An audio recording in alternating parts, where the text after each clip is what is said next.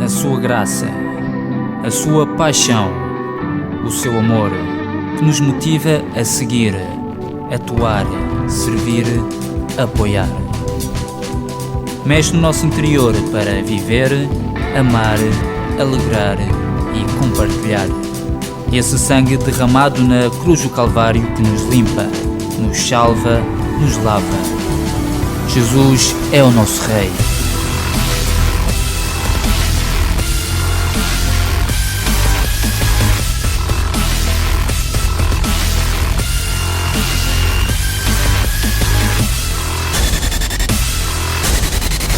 ICCM, a tua comunidade. Queria compartilhar convosco, li uma carta nestes dias, interessante, de um pastor, e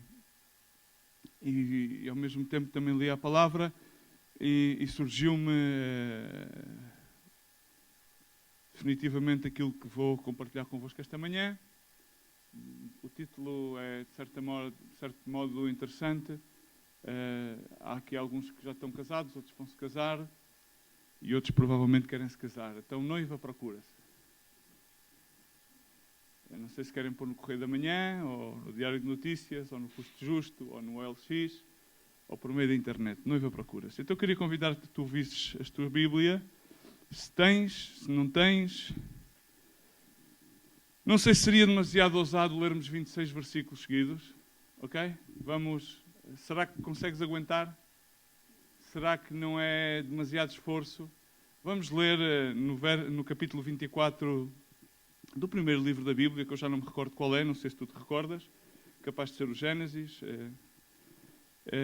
Capítulo 24, verso 1 ao 26. Deus mediante, que nos dê a graça, capacidade, força e alento para lermos a sua palavra. Amém?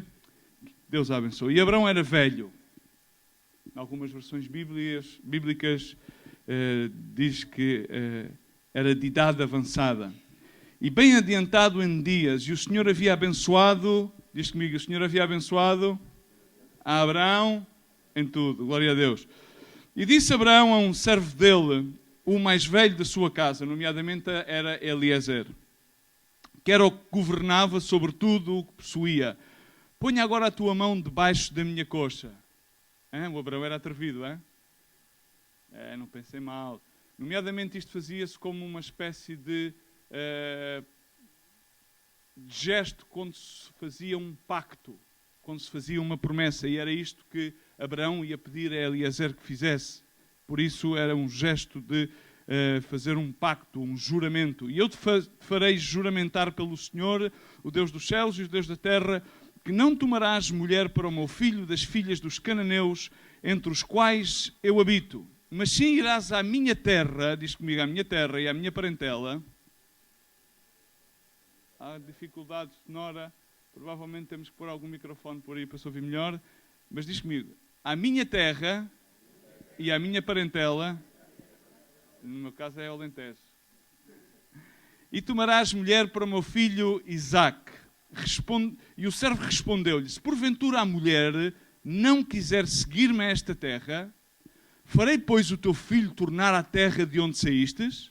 E Abraão lhe disse, guarda-te, diz comigo, guarda-te, que não faças tornar para lá o meu filho.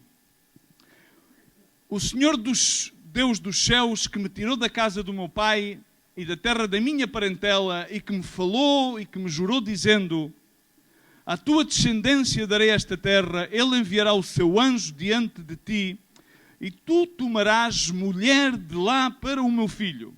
E se a mulher não quiser, e se a mulher não quiser seguir-te, serás livre deste meu juramento. Somente não faças para lá tornar o meu filho. Sublinha este versículo, que é bastante interessante. Então o servo pôs a sua mão debaixo da coxa de Abraão, seu senhor, e jurou-lhe sobre este assunto. E o servo tomou 10 camelos dos camelos do seu senhor. Havia bastantes camelos, não sei se eles aumentaram nos nossos dias, provavelmente sim, com outras formas, enfim. E se foi, pois tinha à sua disposição todos os bens de seu senhor. E pondo-se a caminho, chegou à Mesopotâmia, à cidade de Naor. É interessante que ele só tomou os camelos depois que o Senhor lhe dissesse para ele tomar os camelos. Alguns tomam os camelos antes que o Senhor lhe diga para tomar os camelos, não é? São parâmetros bastante peculiares que nos fazem pensar. E fez-se ajoelhar os camelos fora da cidade, junto a um poço de água, na hora da tarde, a hora em que as donzelas saíam para tirar a água. E disse: ó Senhor, Deus és do meu senhor Abraão, me dês, rogo-te, que hoje tenha um bom encontro e faz beneficência para com o meu senhor Abraão. É tremendo como faz esta oração específica, como sinónimo: eu não confio nos meus instintos. Por favor, Senhor, faz benevolência com o meu Senhor, faz com que eu tenha um bom encontro. Nomeadamente, nós somos mais apressurados e confiamos muito nos nossos instintos. Eis que eu estou junto à fonte da água e as filhas dos varões desta cidade saem para tirar a água. Sejas, pois, que a donzela a quem eu disser: abaixa o teu cântaro, rogo-te para que eu beba, e ela responde: bebe, e também darei de beber aos teus camelos, que seja esta a que tu destinastes para o teu servo Isaque, e nisto conhecereis que terás feito benevolência para com o meu Senhor. E aconteceu que antes que ele acabasse de falar, ainda antes que ele acabasse de falar, eis que Rebeca, toda a gente conhece Rebeca, não é? É um nome bem soado.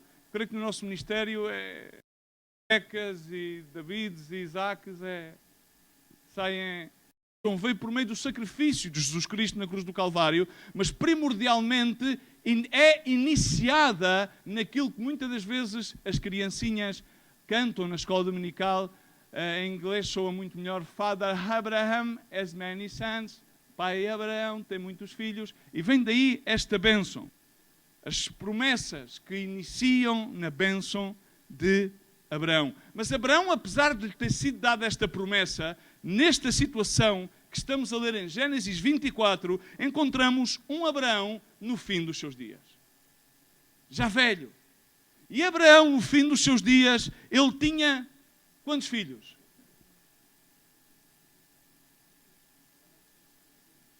Quantos filhos tinha Abraão?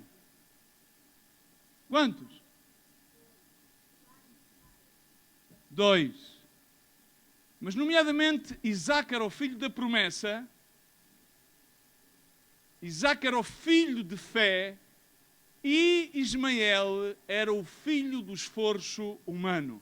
E Deus disse de antemão que Ismael não poderia ser bendito, não poderia herdar a promessa.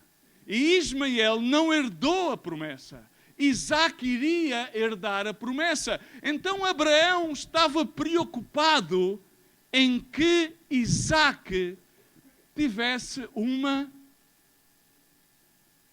Quê? Beberam café esta manhã? Uma esposa. Ele tinha a preocupação de buscar uma noiva. Todos os pais, de alguma maneira, hoje em dia vivemos numa sociedade muito mais liberal, a palavra correta é e o que é que se passa com o teu filho? Ele fez isto e fez aquilo. Mas isso é natural. Faz parte do crescimento. A seu tempo o Senhor fará. E torna-se as coisas muito espirituais. Então, Abraão era um homem que procurava e buscava ao Senhor com todo o seu coração. E ele, apesar que tinha recebido a promessa, ele já se via com largos dias, e vivemos nos dias finais.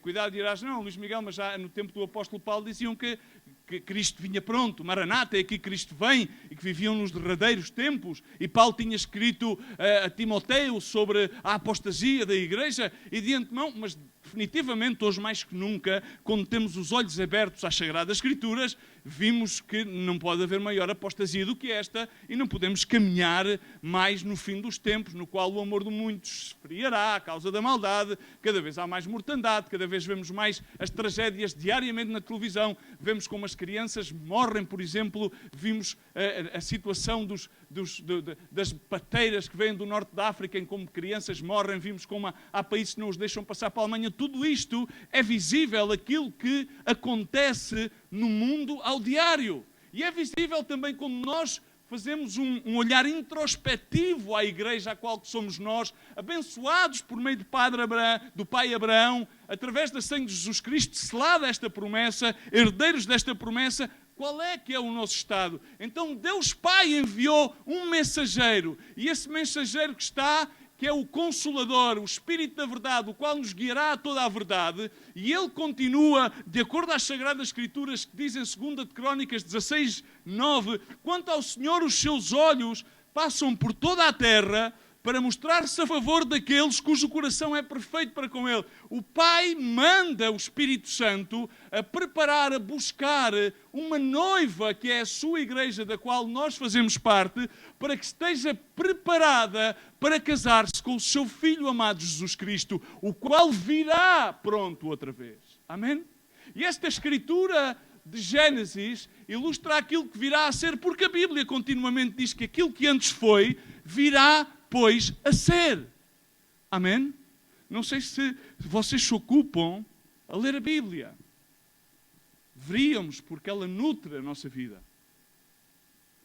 Mas há aqui várias coisas que eu gostaria de enfatizar esta manhã. Porque às vezes nós dizemos, não, nós estamos neste ministério, mas o que é que se passa em relação à doutrina sobre ser noivo? O que é que se passa em relação à doutrina sobre o casamento? Sagrada Bíblia. Está aqui a doutrina. E vamos ver algumas coisas sobre aquilo que Deus procura na sua noiva, a igreja, e aquilo que nós, como pais, como pastores, devemos procurar numa noiva, na noiva de Cristo e na noiva que devemos apresentar aos nossos filhos naturais e espirituais. Então, uma coisa que Abraão diz de antemão, Eliezer, e Eliezer aqui é a figura do Espírito Santo. Deus Pai encarrega a Eliezer, que é a figura do Espírito Santo, o qual governava sobre todos os seus bens. Deus envia o seu Filho a selar a promessa, o qual volta para estar à direita do Pai, o qual diz, eu não vos deixo órfãos, eu deixo-vos o meu Espírito Santo para que Ele governe sobre todos os meus mistérios, porque Ele é o Espírito da verdade, Ele é o Consolador, o qual vos guiará a toda a verdade. Está escrito, é bíblico, não vamos passar todos os versos, porque não vamos ter tempo, e eu não quero vos ser demasiado pesados nesta manhã de domingo, para que tenhais tempo para depois almoçar. E Rebeca, no entanto, fazia parte da família de Abraão. Neste caso, Abraão ainda não sabia nada de Rebeca, Isaac muito menos, e Eliezer também não, porque estava simplesmente aqui a estabelecer um juramento e um pacto com o seu Senhor. O Espírito Santo sempre continuamente a ser fiel às guianças, a Trindade, o Deus que é três em um, no qual não há separação, não há divisão, no qual a sua palavra é a mesma ontem, hoje e por sempre, na qual não há variação, nem sombra de dúvida, na qual é tudo implícito e explícito e é sempre o mesmo, e toma sempre a mesma parte, desde Gênesis a Apocalipse. Não muda de opinião Deus. Amém?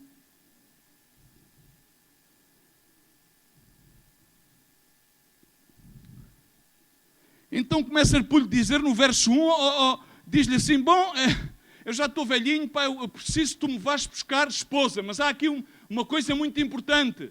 A noiva, ouve bem, Eliezer, servo, olha bem, tem que ser da minha casa. Ponto 1. A noiva tem que ser da minha casa, a noiva tem que ser da minha tribo. A noiva tem que ter a mesma perspectiva, tem que ter a mesma visão, tem que ter o mesmo espírito de entrega, tem que ter o mesmo espírito de fidelidade, tem que ter o mesmo espírito de estar na mesma família. É engraçado que neste ministério sempre tivemos esta regra, sempre tivemos esta doutrina. não vás pescar a outro aquário. Não te vás casar noutro aquário. Nesta casa, a mesma visão, nascida aqui, parida aqui, casa-te aqui. E temos visto ao longo de já 35 para 36 anos que tudo aquilo que passa ao contrário termina mal. Porque saímos fora da doutrina que está estabelecida pela visão dada aos primórdios dos apóstolos que fundaram este ministério. Cada casa tem um fundamento e não deve ser mexido desse fundamento. A palavra tem um só fundamento e esse fundamento está arraigado em bases teológicas e bíblicas, daqui não se move. Está escrito em Gênesis, vem escrito desde a base de Abraão. Amém? Querem doutrina? Está a doutrina. Se não temos doutrina é porque não lemos a Bíblia.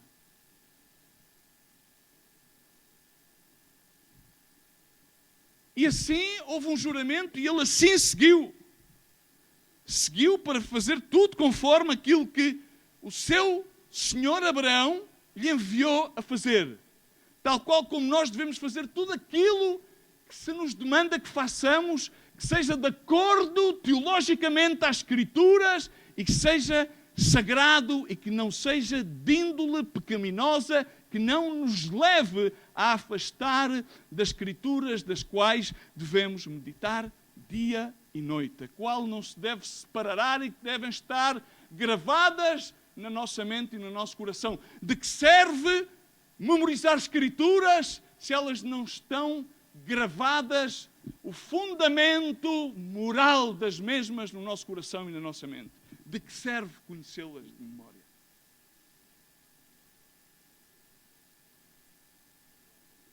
Porque continua o Senhor com os seus olhos sobre a terra,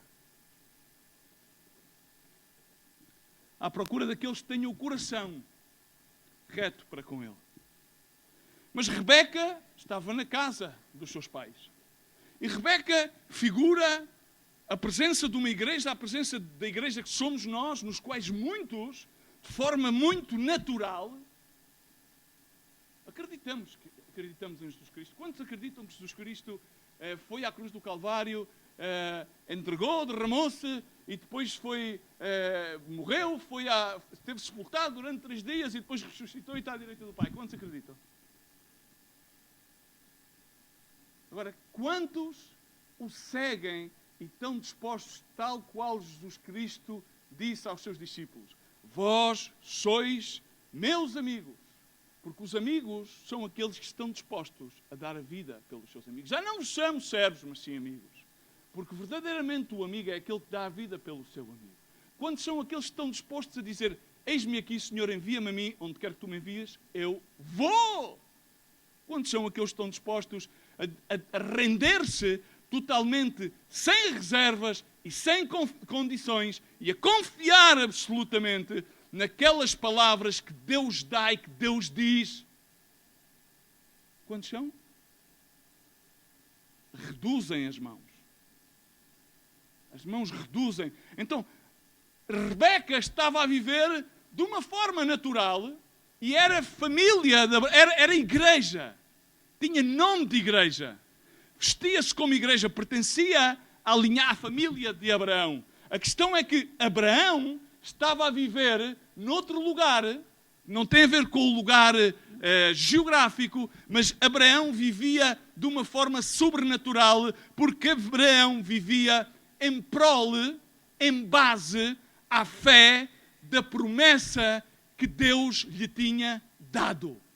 Confiava cegamente nas promessas que Deus lhe tinha dado. É incrível.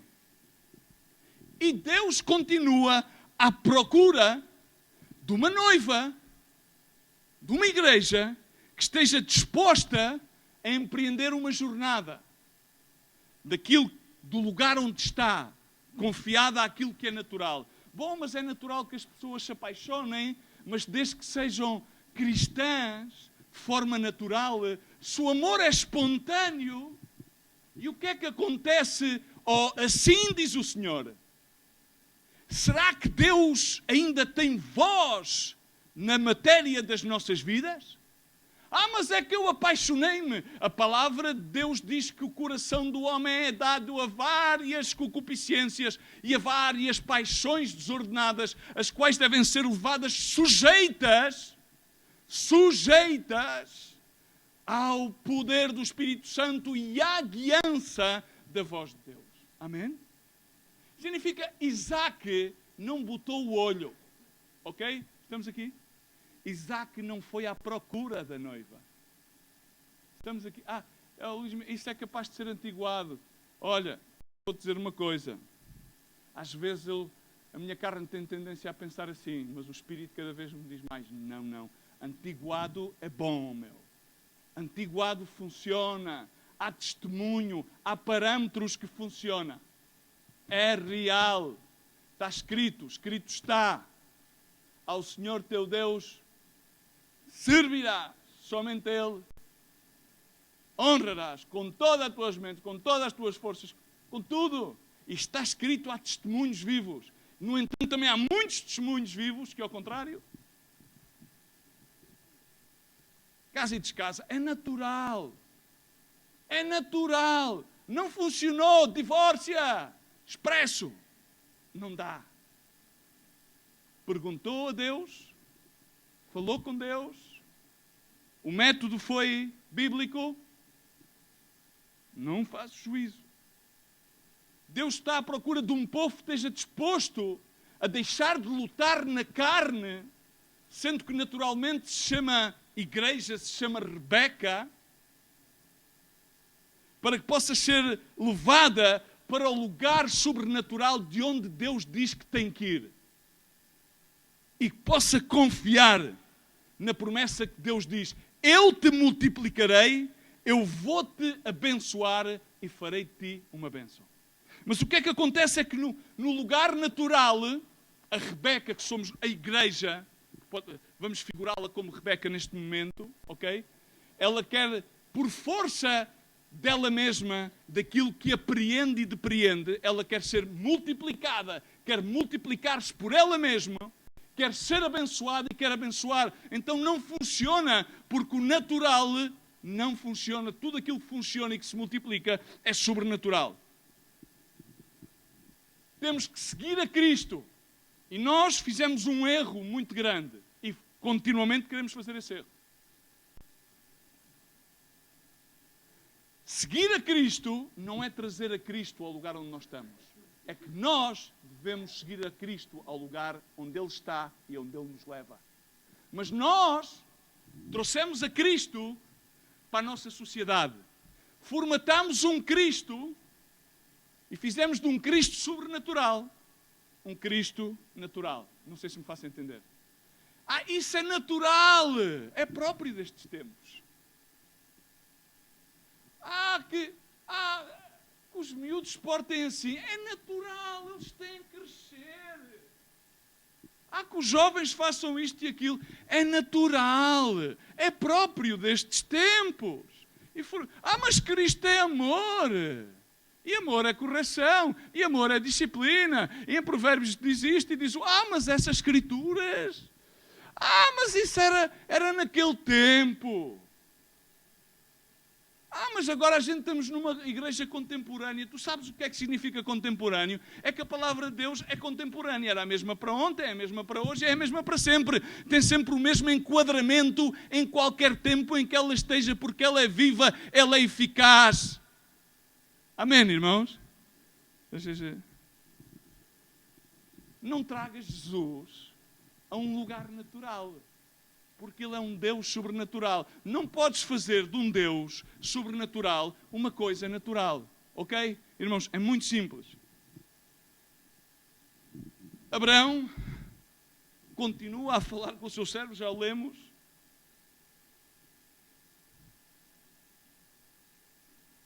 No verso 7, a dizer-lhe: para Deus tirou-me da minha casa e Ele jurou-me, Ele deu-me uma promessa e diz que à tua semente darei esta terra e Ele enviarei um anjo diante de ti para que tomes de lá a mulher para seu filho, e se a mulher porém não quiser seguir-te, serás livre deste juramento, somente não farás com o meu filho, torne para lá. Somente farás com o meu filho? somente farás que o meu filho não torne para lá. Pensa bem, quantas vezes, debaixo das falsas pertenças evangelísticas, das falsas pertenças dos amores e das paixões das noivas e dos noivos, contradizemos as escrituras bíblicas. Em vez de ser o noivo a autoridade e o marido a autoridade, passa a ser a mulher a autoridade e a noiva a autoridade. Em vez de ser que a noiva vem da terra para a terra do noivo para herdar a promessa, exatamente está aqui, é uma ilustração totalmente temporal e temporânea e contemporânea para todos os tempos, passa ao contrário. E a igreja faz exatamente o mesmo como a noiva de Cristo.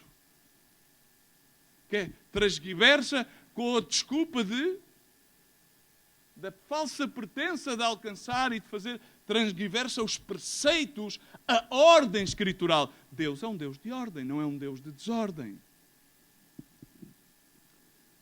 E Deus vai sempre enviar um mensageiro. Ele enviou um mensageiro.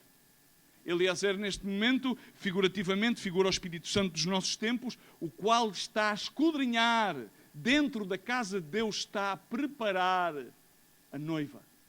Uma noiva que tem características, e nesta Escritura há 4 características que eu espero que nos próximos minutos possa especificar de uma maneira muito simples, que são tão evidentes, que eu não sei como é que as pessoas às vezes olham para a palavra e não se conseguem entender e ver. É incrível porque, na realidade aqui, Eliezer, o Espírito Santo, obedientemente em relação à ordem de Deus, operou. E assim fez. Agarrou nos 10 camelos, que pertenciam ao Senhor, figurativamente do poder, como o poder de Deus, a operação do Espírito Santo, por assim dizer. E assim foi. Reparem uma coisa, é que nós hoje em dia somos atraídos por aquilo que é visualmente, pelos cheiros, por aquilo que é sensorial. E Deus quer atrair-nos por aquilo que é sobrenatural, e o sobrenatural não é sensorial. Agora, o sobrenatural é aquilo que salva as nossas almas e é aquilo que nos proporciona e propulsiona ao reino de Deus. E é aquilo que nos capacita a poder arrebatar o reino de Deus e trazê-lo a este lugar. Amém? É o sobrenatural. O sobrenatural não é sensorial. Somente se pode discernir no espírito. E nomeadamente a igreja caminha muitas das vezes como a igreja dos Gálatas, que em qualquer momento alguma coisa o estorva e volta aos velhos rudimentos, deixando de andar no espírito para andar na carne. De outras palavras, deixando de andar numa plataforma sobrenatural de confiar na palavra e de acordo à palavra, para andar numa interpretação da palavra de acordo àquilo que é natural, de acordo àquilo que nós achamos que é o preceito que nos convém às nossas vidas do momento, da circunstância, porque provavelmente para a semana a circunstância muda e então temos que readaptar, reinventar um Jesus, um Deus que deixou de ser sobrenatural para ser natural de acordo às nossas circunstâncias. Faço-me entender? E é o maior erro que se faz. A noiva que quer ajustar o noivo, que depois vai colher as consequências a largo prazo. E Deus sempre envia o mensageiro. E o mensageiro tem que continuar fiel à sua palavra. O pastor, ontem dizia isto a um irmão, ou seja, a palavra é implícita, é explícita e tem que ser bem clara. A gente não estamos aqui para ganhar votos, ok? Nem para que se nos pague um salário. Estamos aqui rotundamente para dizer a verdade. Porque a palavra de Deus diz, corrige-se com verdade e com misericórdia. E Jesus disse aos fariseus, olha, se vocês fazem isto, esquecendo-se daquilo, porque é necessário justiça, misericórdia e verdade. Nada disto opera uma coisa sem outra. Não a justiça segundo os nossos parâmetros, mas segundo os parâmetros da palavra. E que muitas das vezes, claro, não enquadra no nosso plano natural. Porque para enquadrar, nós temos que estar elevados àquilo que é sobrenatural. Para isso há que dizer as coisas tal e qual elas são. Ai, irmão, mas... Não, vamos ver. Jeremias não era bem-vindo. Isaías muito menos. João o Bautista, nem pensar. Essa mensagem era para malucos. O que a gente queremos ouvir é: faz tudo aquilo que quiseres, porque Deus mais tarde ou mais cedo vai limpar todos os teus pecados e tudo vai correr bem. Vai ser tudo uma maravilha. Tu és um filho de Deus, tu és um amado, tu és um bendito. E a graça de Deus, se nós formos, há uma ensinança que eu quero compartilhar convosco um dia destes, a graça de Deus tem multiformes formas. Uma delas é a graça ensinadora. E então a graça de Deus, uma coisa que nos faz, ensina-nos a não pecar. Estamos? Ai, caí! Levanta-te. Arrepende-te e levanta-te. E quando a gente nos arrependemos verdadeiramente, não voltamos a fazer as mesmas coisas. Significa que quando nós dizemos umas barbaridades, não as voltamos a dizer. E se as voltamos a dizer, é porque não nos arrependemos. E se não nos arrependemos, é porque Deus não nos mudou. Então, a escritura de que, eis aqui que tudo é feito novo, não teve lugar. E a palavra de Deus diz em Coríntios que então a palavra não encontrou lugar no nosso coração. A palavra é enviada, mas tem que encontrar lugar no nosso coração. Se não encontra lugar no nosso coração, seremos como ouvintes que nos esquecemos, olvidadiços. Deus enviará sempre um mensageiro. E quando nós trazemos uma mensagem, Deus envia o seu Espírito Santo a preparar os corações, para abrir um caminho, para que seja encontrada a noiva. E isso foi aquilo que foi feito em relação aqui a Eliezer. E ele assim fez em relação aos camelos. E vemos que antes mesmo, ele fez uma oração específica e nós temos que aprender a orar especificamente. Ele começou a orar especificamente para que Deus tivesse benevolência com Abraão. E assim foi. E antes mesmo que ele terminasse a sua oração, a resposta de Deus veio. Tudo aquilo que peças ao Senhor, da palavra de Deus ensina que vaiamos a Ele com ação de graças. Confiando tudo aquilo que pedimos, Ele já nos está a conceder. Amém? Estamos aqui, irmãos? Então, e vemos, quando continuamos a ler esta passagem, que eu não quero estar a reler os versículos, quero que os tenhas abertos e bem presentes, vemos que esta noiva, esta Rebeca, esta igreja, tinha 4 características.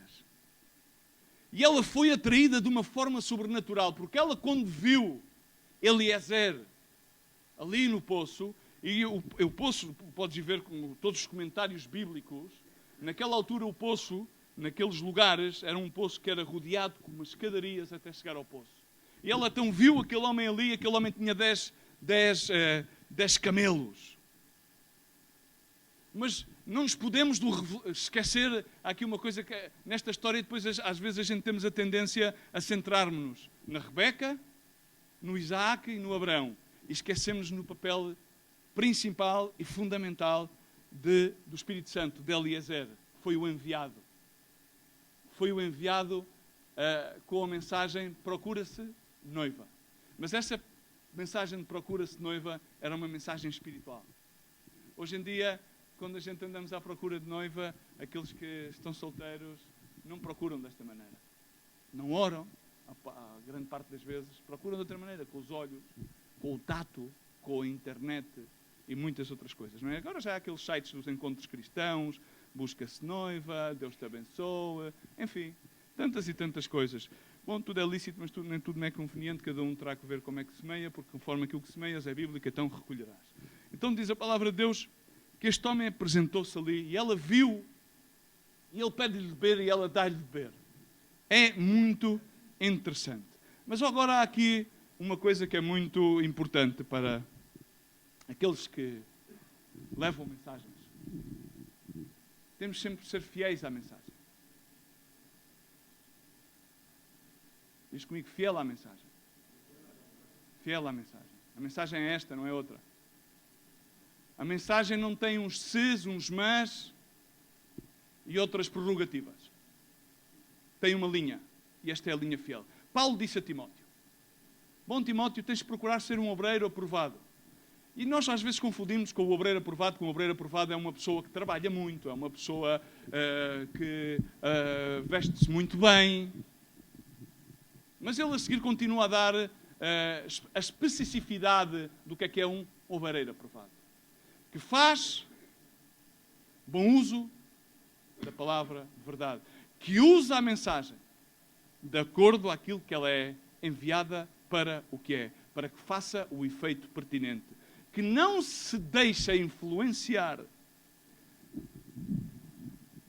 pela multidão. A única influência que o mensageiro tem que ter é das diretrizes. Abraão disse-lhe a Eliezer: bom, faz isto desta maneira, não se te ocorra, nem te passe pela cabeça, por favor. Ele deu-lhe logo a prerrogativa. Bom, e se a rapariga não quiser vir? Bom, se a rapariga não quiser vir, então significa que já este juramento já não tem arte nem parte, fica quebrado. Tu somente tens que fazer isto desta forma e desta forma. E então o mensageiro atuou. Procedeu de acordo às ordens manifestas. Não inventou. Há alguns que são magníficos a inventarem. Saem fora dos parâmetros da mensagem e começam-lhe a pôr flores, começam-lhe a pôr adornos. Bom, e aquilo é uma loucura. Sempre fiéis. Sempre fiéis à mensagem. Com muita firmeza. Ele empreendeu a tarefa com firmeza. Temos que empreender a tarefa com muita firmeza. De uma forma diligente, tal qual como Eliezer o fez. Agarrou, levou os 10 camelos e assim foi. E chegou lá com sede. Ele e os camelos. Mas a sede não o impediu de ver aquilo que Deus queria que ele visse. A sede causa ansiedade. E muitos, com ansiedade, não são capazes de ver o plano de Deus para a vida deles. Eliezer, um fiel mensageiro do seu Senhor, viu o plano de Deus. Viu e não se deixou impactar por aquilo que poderiam ser, denominadamente, aquilo que está escrito em 2 Timóteo, as características dos homens, incluindo as mulheres dos últimos tempos. Com aparência de piedade, sempre aprendendo, mas nunca chegando ao conhecimento. Enfim, com muitas outras características, mas estas principalmente, que de forma natural se centram dentro de uma igreja. Mas não são levados ao conhecimento sobrenatural. Mas esta noiva tem umas características que são as características que Deus quer encontrar na sua noiva. Em 24:16 diz a palavra de Deus: a donzela, diz comigo, a donzela era muito formosa. À vista. À vista. Era gira.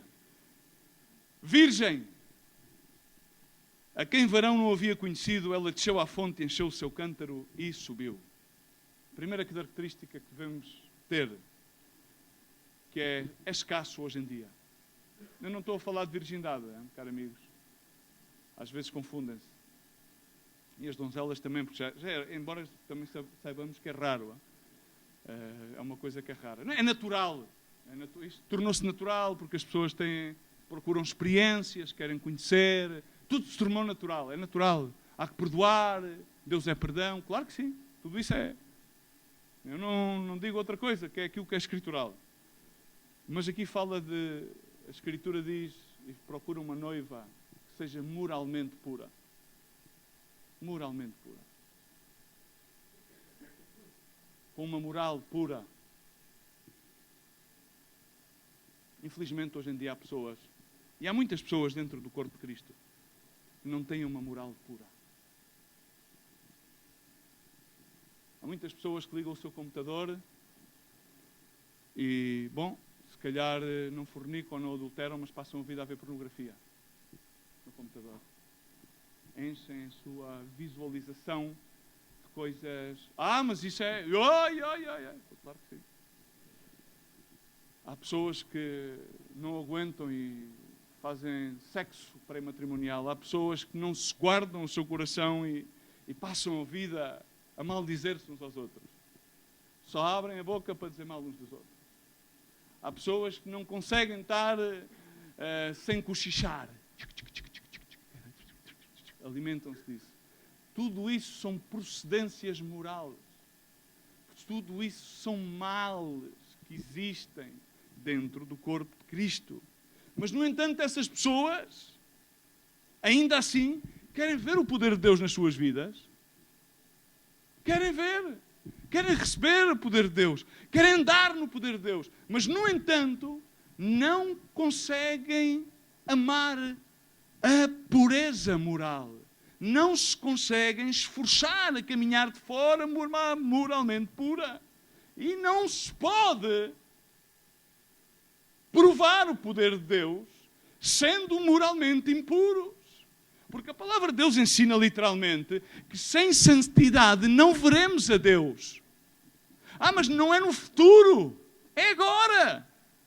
Podemos fazer parte de um grupo, podemos fazer parte de uma denominação, podemos inclusive trabalhar para o Senhor, mas no entanto, ser faltos de poder ver a Deus. Não conseguimos ver a Deus nas circunstâncias, não conseguimos ver a Deus na palavra, não conseguimos ver a Deus no culto, por causa que a nossa moralidade está totalmente deteriorada. É mais, há pessoas que não têm a moral, são amorais. Não têm a sua moralidade definida. Isso é o pior. Há uns que são totalmente imorais, que é o oposto da moralidade, e há outros que são amorais, tanto se lhe dá como se lhe deu. São mornos. Isso passa, não te preocupes. Já virá, melhores tempos virão, o melhor Deus está por vir.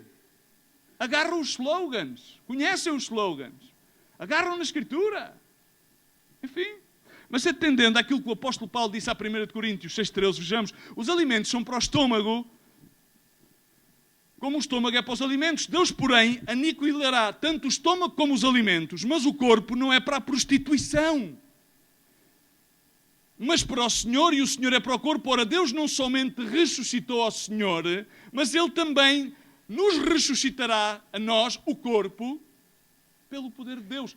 Deus dá-nos a disponibilidade, por meio do poder do Espírito Santo, de caminhar nas suas promessas no seu poder, para podermos, não por nós mesmos, mas por meio do Espírito Santo de Deus, caminharmos de forma moralmente pura. Aquele que roubava, não rouba mais. Aquele que falava mal, não fala mais mal. Aquele que fornicava, não fornica mais. Aquele que adulterava, não adultera mais. Aquele que roubava, não roube mais.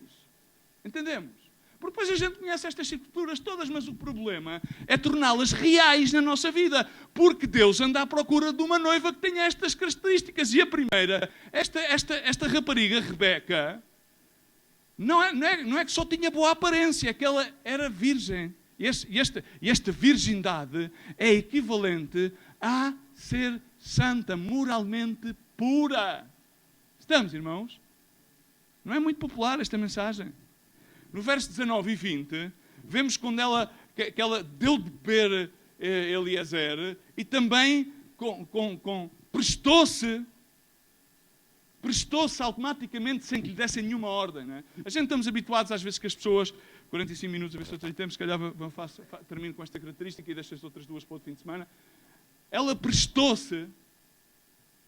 Vocês sabem aquele versículo de Colossenses? Tudo aquilo que faças, faze-o ao pastor para que a vida te vá bem.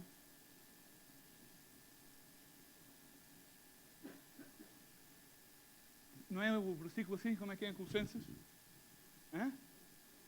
Tudo aquilo que faças, fazes-o para agradar ao pastor, que assim serás abençoado. Não?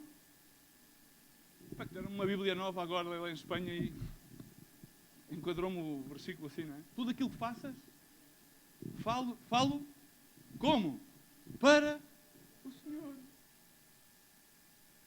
A Escritura em Colossenses está-se a referir, inclusive, à igreja de Colosso, aquelas pessoas que tinham senhores que não eram cristianizados. Uns professavam ainda a fé totalmente judaico-ortodoxa, outros por outro lado. E a Escritura estava-se a referir neste contexto, independentemente de que o teu patrão seja cristão ou não. Poderá haver pessoas que trabalham para patrões que não creem em Jesus Cristo.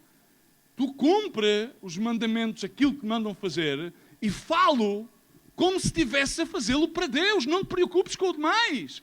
Porque aquele que te dá a recompensa é aquele que está a ver. E a recompensa vem desde os céus, não vem desde a terra. E essa recompensa jamais te será roubada. Porque o tesouro que tu deves fazer é nos céus, não na terra, onde qualquer ladrão e a polilha te verá roubá-lo. Enfim, estamos, irmãos. Mas vemos que esta mulher, esta noiva que se procura-se noiva com estas características, vai ser difícil. Vai ser difícil, enfim. O Senhor continua a esquadrinhar a terra com os seus olhos. Ela agarrou e deu do seu cântaro. O cântaro tinha mais ou menos aproximadamente quase 5 galões. Estive a ver aqui os diferentes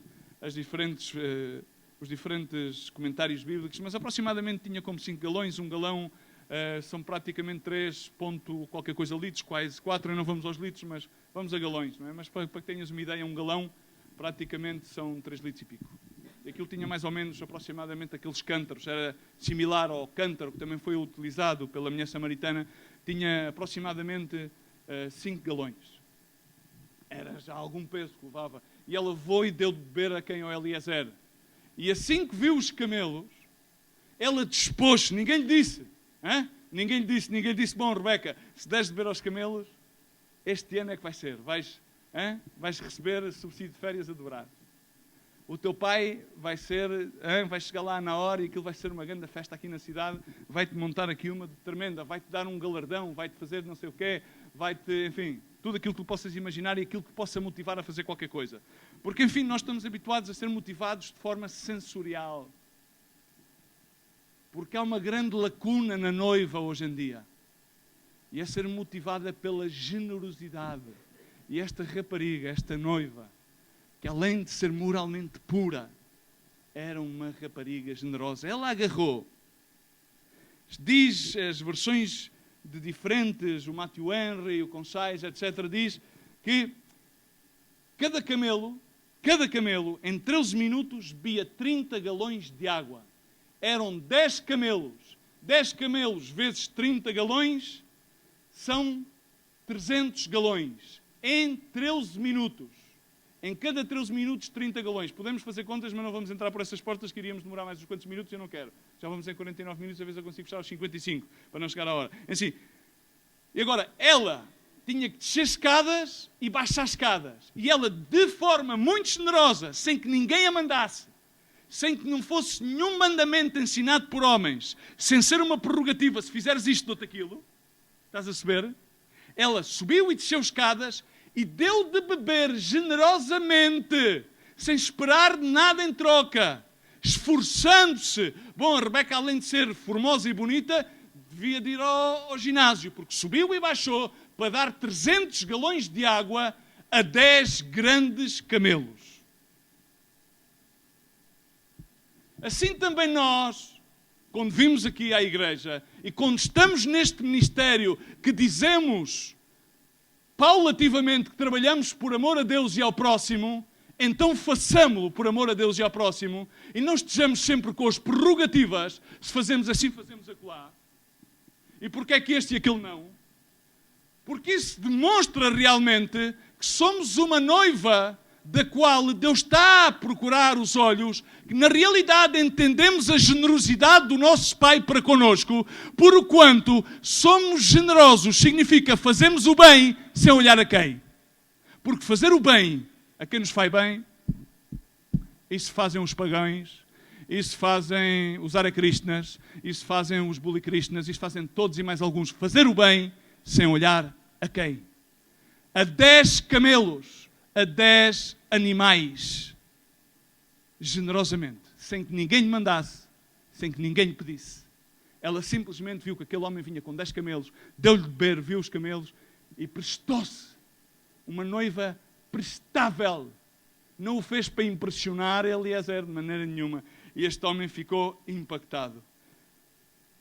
Terceira característica, que é aquilo que muitas noivas, muitas Rebecas, muitos cristãos, esta mulher tinha um sentido de identidade tão definido porque ela conhecia o coração do Pai.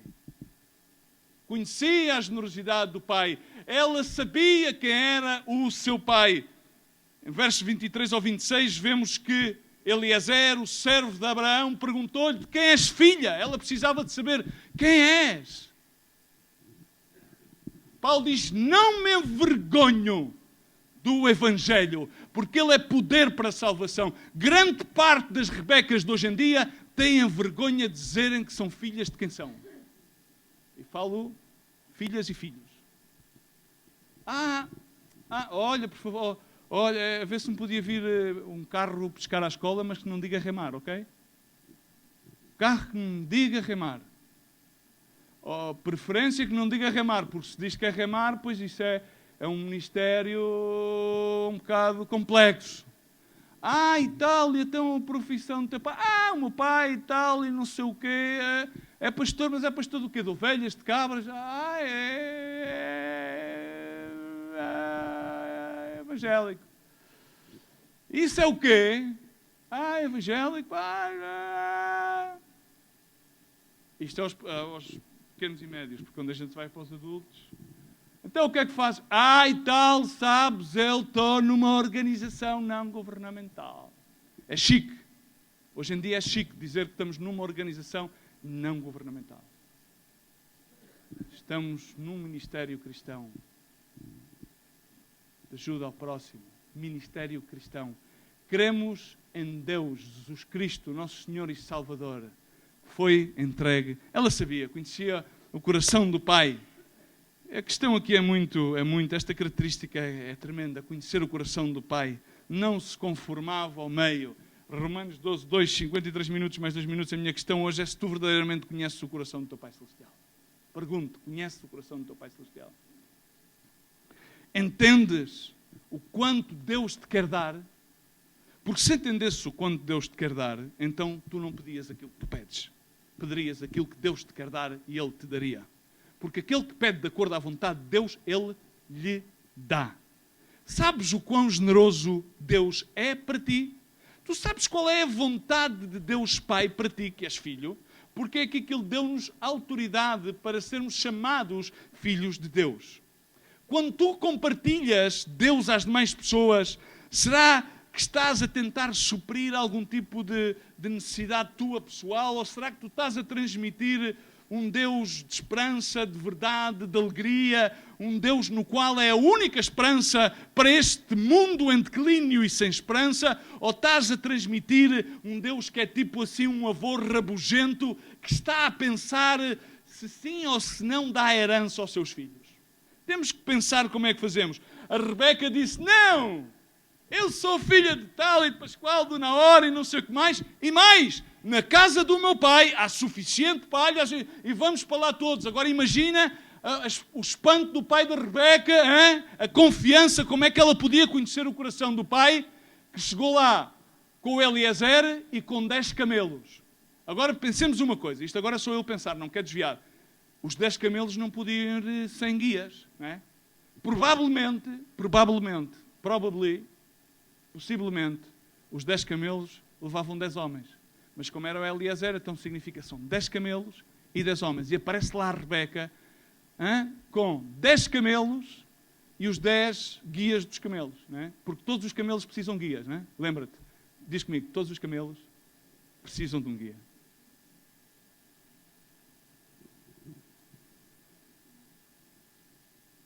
Amém?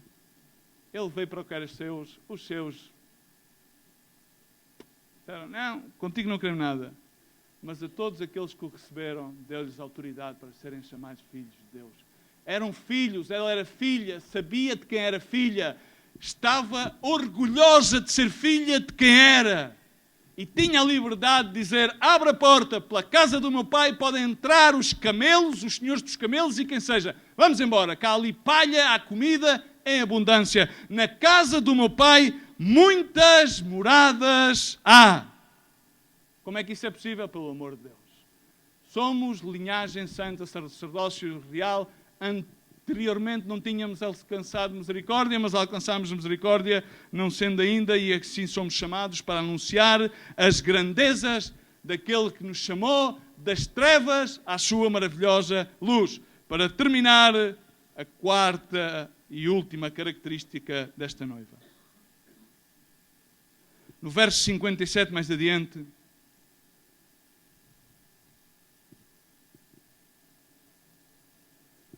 moralmente pura, generosa, conhecendo o coração do Pai, mas é indispensável outra coisa. Depois a gente diz, já está bem, 3, Deus é Trindade, 3 características é suficiente.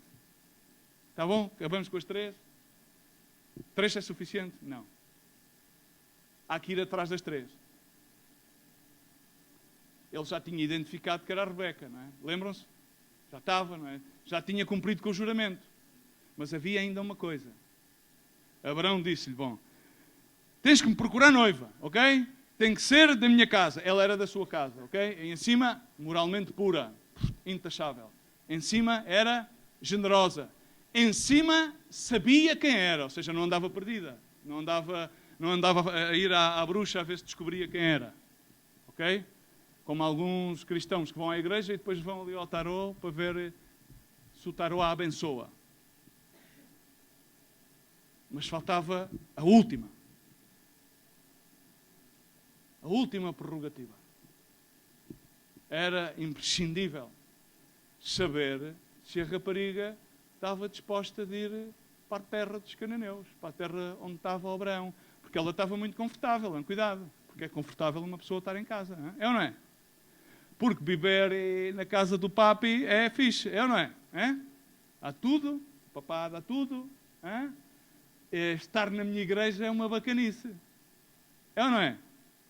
Há alguns que estão aqui, mas pertencem à sua igreja. É uma bacanice. É ou não é? E quando a gente estamos ao pé da nossa cobertura, é impecável. Ou seja, o chamado para Abraão foi, diz, sai da tua casa e da tua parentela e eu te levarei à terra de onde eu te hei de mostrar. Não disse, não, tu vai, que eu vou-te dar um cartão, vou-te mandar contentores, vou fazer contigo, estás à vontade. Aquilo que precisares, tu chamas-me, mandas-me um Emílio e a gente responde ao Emílio. Estás a saber? Não há problema. Mandas um Emílio que a gente manda-te aquilo que tu precisares. Tu não te preocupes. Mandas um Emílio e ora. Não é ora e labora. Tu ora e Emílio. Laborar niente. Niente. Fare niente. Tu só la scrittura, só la orazione, Emílio. Já está. É a nova fórmula da igreja pós-moderna. Já não é moderna, é pós-moderna. Porque há que pensar nesta situação, não é? Porque a noiva precisa de servir, mas tem que ir. Tem que se movimentar.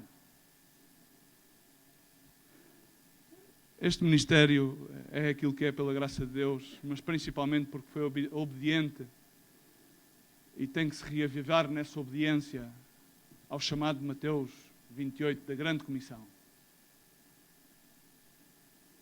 Há uns que fazem a missão de bairro, outros de quintal e outros de quarto. Mas na Bíblia não fala sobre essa missão, ok? Eu, por muito que lhe dê volta a todas as Bíblias, e tenho várias, graças ali ao irmão Faria, ainda juntei mais umas quantas lá ao computador, ainda não vi nenhuma missão de quarto, nem de bairro, nem de quintal. Ou seja, a de quarto e a de bairro e a de quintal é a de pastor familiar. A de resto é sempre ser enviada às nações. Começou em Isaías e por muitos mais além. E já, enfim, começou em Abraão, não é? Mas enfim, em 24:57 havia a última prórroga. Bom, chama lá a rapariga, chamem a rapariga, chamem a noiva, venha. Chamaram-na. E perguntaram-lhe a ela mesma. Ok, perguntaram-lhe a ela mesma. Perguntam-te a ti mesmo. Chamaram a Rebeca, chamaram-te a ti, não sei como é que te chamas. Há aqui muitos nomes, vocês já não vão poder dizer, senão esta gente vai 1 hora, já me vão bater. Como não me pagam salário, não há problema. No outro dia fizeram um salatar 25 minutos, porque o outro teve quase 45, assim, hoje vão-me desforrar. E lhe perguntaram, irás tu com este homem? Irás tu com este? Vais com este? Vais? Tu vais? Quando morreu o rei Dario, o qual Isaías confiava tremendamente dele, diz que Isaías olhou para o céu e viu. E depois aqui perguntaram-lhe, bom, a quem enviarei? E Isaías disse logo, oi, espera aí, deixa-me... Espera aí que eu vou perguntar à minha mulher aos meus filhos, a ver se... Oh, Maria, como é que é? Vamos? Não vamos? Olha, a gente vai orar, ok? Vamos orar e depois a gente responde. Ah, tá bom, senhor? Uma prórrogazita, tá? Tu és tarde na ira, amplo na misericórdia, a tua misericórdia são novas todas. E ensinamos o Evangelho ao Senhor, cuidado. Então somos feitos uns artistas. Então, parece que Isaías disse: eis-me aqui, envia-me a mim, que eu levarei a tua glória. É? E esta rapariga, esta noiva, a quarta característica, escolheu seguir. Porque há muitos cristãos que, na realidade, depois conseguem pedir ao Espírito Santo e conseguem sobrepassar o pecado, ser moralmente puros. Glória a Deus. Vitória sobre Satanás. A cruz tem poder. Aleluia. Conseguem ser moralmente puros, porque não são eles que conseguem ser moralmente puros, senão que é o Senhor que lhes dá a graça. E sendo que é o Espírito Santo que está a operar nas suas vidas, também conseguem entender e perceber a generosidade de Deus para com eles e conseguem ser generosos. Conseguem aprender a generosidade.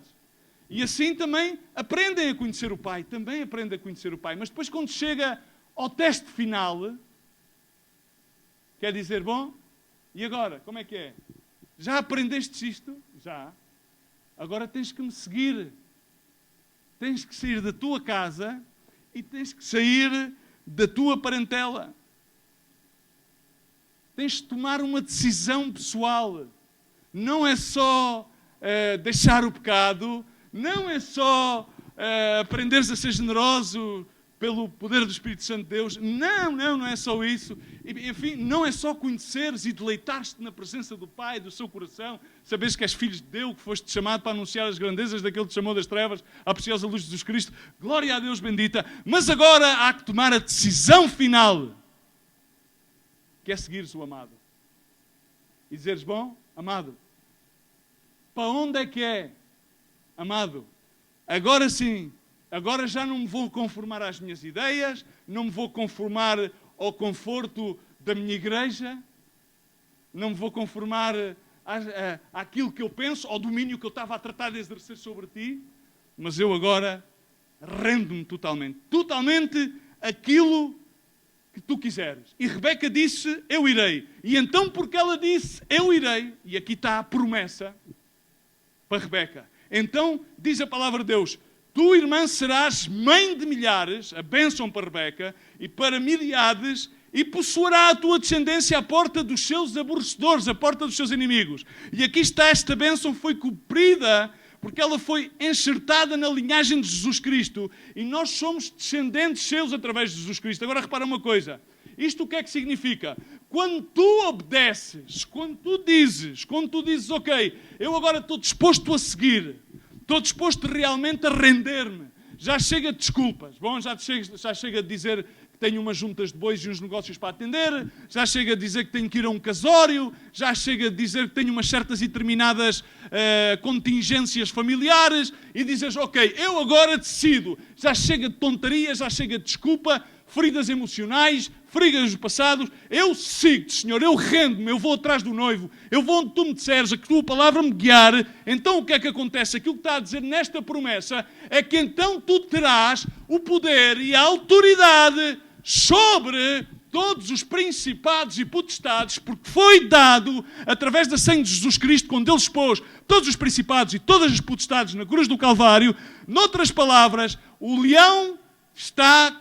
Ou seja, o ladrão está com um leão rugente a buscar a quem devorar e a quem triturar, roubar, matar e destruir. Mas o que é que acontece?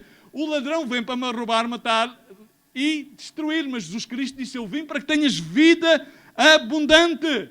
E quando tu tomas essa decisão, aquilo que acontece, aquilo que vai acontecer na tua vida, é que tu vais ter a autoridade de Jesus Cristo. Ele vai abrir as portas do céu para ti, para a tua vida, para que tu possas tomar autoridade sobre todos os principados e potestades. Já não há ansiedade, porque no nome de Jesus Cristo tu vais conseguir dominá-la. no nome de Jesus Cristo, aquelas palavras que disseram, sim, aquelas ligaduras que te atam podem cair por terra, aquelas feridas do passado sobre as quais tu te lambes e te desculpas os teus falhos. É porque me fizeram isto, então eu sou assim. Eu sou assim porque eu sou assim. Tu és assim porque tu queres ser assim. Mas Jesus dá-te a possibilidade de que tudo isso caia por terra. Porque Ele expôs todos os principados. E és assim, porque isso é simplesmente uma ligadura que ainda não caiu por terra. E não caiu por terra porque tu não tomaste a autoridade que Ele está disposto a dar-te. E como tu dispuseres isso, é uma escolha pessoal. E Rebeca disse, irei, e foi bendita. E eu estou aqui como um mensageiro simples, mensageiro, diante de ti. E o Espírito Santo hoje quer-te fazer simplesmente uma pergunta. Vais ser tu a noiva que está apta para ser noiva da filha do meu Senhor? Vais ser? Pergunta-te a ti mesmo. Quando tu escolheres ir com Deus, aquilo que tinha poder para travar-te, aquilo que tinha poder para atar-te, deixará de ter poder. Labão e Betuel tinham autoridade sobre Rebeca. Mas diz a palavra de Deus nos versos 50 e 51. Quando ela lhe perguntou, eles disseram-lhe, bom, Rebeca, não nos perguntes nada. Não nos perguntes se isto procede bem ou se isto procede mal, porque este assunto procede do Senhor. Nada pode deter-te. Tudo aquilo que tinha poder sobre a tua vida, quando tu decidas render tudo ao Senhor, quando tu decidas aceitar o chamado de Deus para a tua vida. Não é que eu estou aqui a servir ao Senhor, não. Estás aqui a servir ao Senhor, mas há um chamado. Há muitas pessoas que estão neste ministério, mas não estão a cumprir o chamado de Deus para as suas vidas. Ainda não ouviram a voz de Deus. Ainda não ouviram, ainda não se levantaram. Ainda têm os seus ouvidos entenebrecidos, ainda têm a sua mente e o seu coração entenebrecidos. É preciso levantar-te e ouvires. É necessário que ouças. É necessário que saias da tua suficiência e baixes à tua insuficiência para que Ele seja o único suficiente. E quando isso acontecer, vais ter uma vida incrível com o Senhor. Sim, vai haver muitas coisas difíceis. Claro que vai haver, mas vai valer a pena. Quando elas passam, tu olhas para trás e vais ver. Aquela situação foi manifesta a glória de Deus. E quando tu atendas, repara bem. E termino com estes versos e peço para que os irmãos aqui subam e ponham-se de pé e vamos orar. Quando o escritor da Epístola de Hebreus fala sobre a correção e fala sobre o amor de Deus, ele termina por dizer, levanta as mãos cansadas. Há muitos que estão cansados simplesmente porque ainda não se decidiram atender ao chamado. Não decidiram ouvir e conhecer o coração do Pai para ver qual é a vontade de Deus. Não decidiram optar por serem verdadeiramente a noiva de Deus. E estão a tratar de fazer um Deus sobrenatural, um Deus natural às suas vidas. Sempre a adaptar. Adaptemos Jesus à minha circunstância. Não, isso é natural, é natural. O tempo tudo levará. O tempo tudo levará. Deus tudo fará a seu tempo. O tempo nada faz. Somente Deus faz tudo no seu tempo. Portanto, levantai as mãos cansadas e os joelhos vacilantes e fazeis veredas direitas para os vossos pés, para que o manco não se desvie, mas seja curado. Seguida a paz com todos e a santificação, sem a qual ninguém verá o Senhor. Tendo cuidado, pois, que ninguém se prive da graça de Deus e que nenhuma raiz de amargura brotando vos perturbe e por ela muitos se contaminem. Ninguém seja devasso ou profano como Esaú, que por uma simples refeição vendeu o seu direito à progenitura. A questão é, estás disposto a vender o teu direito à progenitura por qualquer coisa? Por aquilo que tu consideras seguro? Ou é melhor tomares o passo de fé, levantar-te e pedires a Deus, Efatá, libera-me os ouvidos, quero ouvir a tua voz. Faz-me um chamado para que eu possa ouvir-te e atender-te. E dizeres, quero ser uma noiva que seja apta para ser noiva do Filho do meu Senhor. É contigo. Ultimadamente a decisão de Rebeca, somente a Rebeca a podia tomar. Ultimadamente a decisão é tua. A mensagem vem, a palavra está e é enviada. mas a decisão é tua. Fecha os teus olhos e onde estás. Tu mesmo saberás qual é a decisão que queres tomar para a tua vida. A decisão é tua. Tu é quem tens que decidir. Tu é quem tens que dar o passo. Deus está disponível. A palavra de Deus é a mesma ontem, hoje e pelos séculos. As suas misericórdias renovam-se e são novas. O seu pacto sempre foi e jamais deixará de ser. A pergunta é: estás tu disposto a dizer: irei à casa do meu Senhor? Queres ser encontrada apta para ser noiva do Filho do meu Senhor?